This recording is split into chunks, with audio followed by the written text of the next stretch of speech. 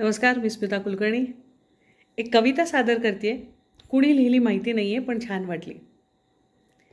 मी नुसतं घरात म्हटलं हं?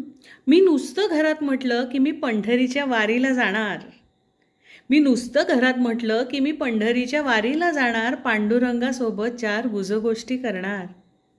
दुःखाचं वाळवंट माझं इंद्रायणीत भिजवणार आणि सुखाच्या रिंगणात भान हरपून फिरणार.